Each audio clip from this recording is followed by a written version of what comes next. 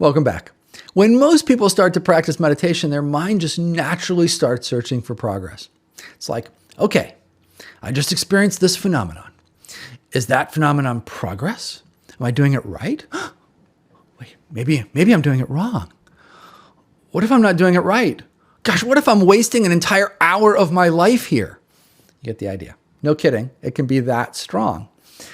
To the greatest extent possible, you just want to put those types of things out of your mind. You don't want to catalog. You don't want to compare. You don't want to second guess. You don't want to analyze. You just want to do. The practices in this program are very simple. They're so simple that often your mind will be like, it can't be this easy.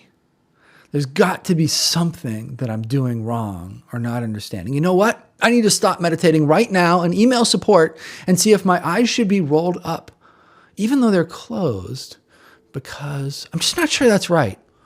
I could be screwing the whole thing up. Or, seriously, it's like this, for many, many people. So if it's like this for you, do not worry about it. Your mind is going to constantly be like, no, it can't be this simple.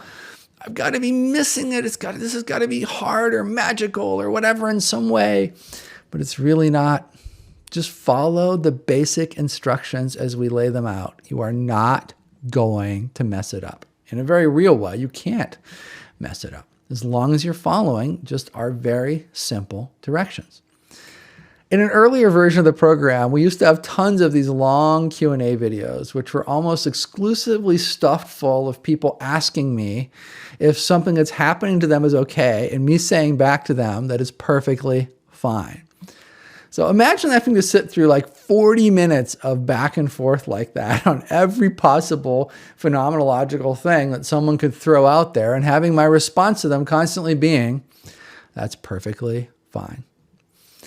Needless to say, we've been able to shorten the course up considerably by eliminating those videos, because I can just tell you whatever you're experiencing, in all likelihood, is just perfectly fine. In fact, back in those days, one small group of our participants thought that those videos were so funny by the end that they made a parody video that actually mocked my Q&As, and where they described all these horrible things happening.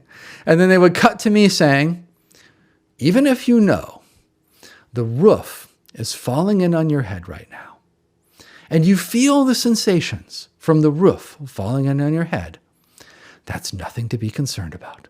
It's all perfectly fine. I just thought it was so hilarious that no matter what someone threw out, my response was basically, that's fine. Just keep doing the practice. So resist the urge to let your mind distract you with stuff like this, and just keep doing the practice. These practices really are as simple as they seem. That means ignoring the mind wanting to compare, wanting to catalog, wanting to doubt, and wanting to worry about whether or not you're doing it correctly. You're doing it correctly. The instructions really are that simple. As you're meditating, you can try to watch those thoughts of worry and concern and doubt and whatnot from your mind come and go. So just watch the worry come and go. Watch the concern come and go. This is actually kind of useful, because you want to maintain a degree of equanimity to the extent that you can while you're doing the practices. And that can mean getting some distance from these types of thoughts and emotions. And a great way to do that is just by watching them. Now, that may not seem very easy or even very doable when you first start out, then that's fine. What you want to do is not let them stop you, right? You don't want to feed in to some sort of discussion inside your mind with what it's trying to convince you of. It's best instead to adopt an opinion of simply not caring what your mind is trying to talk to you about. And that can be the easiest way to just start watching your thoughts and what it's offering up and not being influenced by them. Just try to not care. In all likelihood, what it's trying to get your attention about is perfectly fine.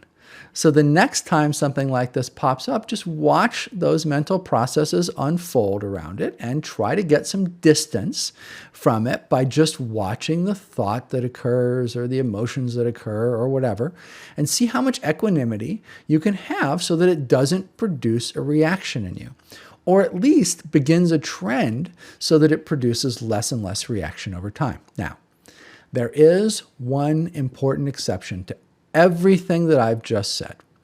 If you have a significant psychological event occur that's negative, like some sort of intense negative emotional experience or trauma arising or whatever else, we definitely want to hear from you about those, and we want to hear from you right away. If you think it rises to the appropriate level of concern, you should also absolutely communicate with a professional psychological clinician.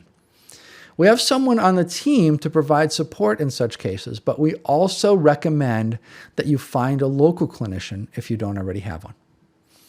Notice that although I'm talking about equanimity, I'm not saying that you should, quote, turn off your thoughts, unquote, or anything like that. There's a very good reason for this, which I'll discuss in the next video. I'll see you there.